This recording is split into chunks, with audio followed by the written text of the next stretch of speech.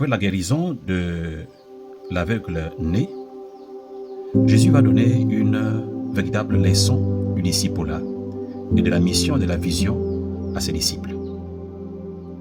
Il leur annonce ceci en disant « Il faut que je fasse, tandis qu'il est jour, les œuvres de celui qui m'a envoyé. La nuit vient où personne ne peut travailler. » Cette parole nous montre deux choses. C'est que Jésus avait une vision et il avait une mission. Et cela nécessitait véritablement de rentrer dans l'esprit de l'urgence. Il faut que je fasse tandis qu'il fait jour. Là, il a notion que le jour ne va pas toujours être là. Qu'il va falloir qu'il travaille rapidement pour terminer la mission. Cette mission, il sait qu'il a reçu de quelqu'un. Il a reçu de son Père. Et pour cela, il a le souci de faire la volonté de celui qui l'a envoyé. Faire les œuvres avec empressement. Faire la volonté de Dieu avec empressement, c'était dans l'esprit de Christ. Et les résultats ont suivi. C'est qu'il a touché les cœurs des hommes. Il a touché les régions.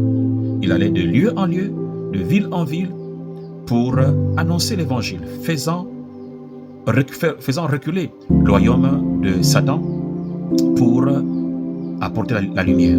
Et il dit, je suis la lumière du monde. Le verset 5, pendant que je suis dans le monde, je suis la lumière du monde. Et il voulait éclairer. Nous sommes aussi la lumière du monde, nous dit Matthieu 5, 14. Nous sommes la lumière du monde. Et cette lumière doit éclairer. Notre mission en tant que ministère, c'est alors de travailler pour que les hommes et les femmes connaissent Christ, qu'ils soient des disciples de Christ, et que ces disciples aussi puissent remplir leur rôle en touchant d'autres disciples. Et ceci doit être une mission urgente dans le cœur de chaque membre de notre ministère.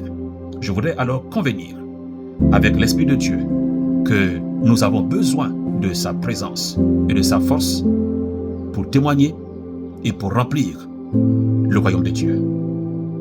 Alors, comme Jésus, nous allons aussi prendre cette parole.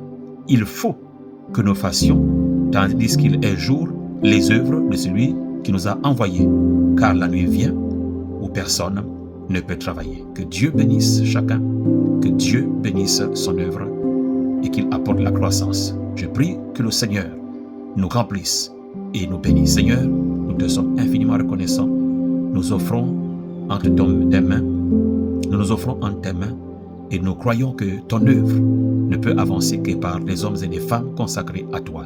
Saint-Esprit, aide-nous à œuvrer à l'œuvre de Dieu.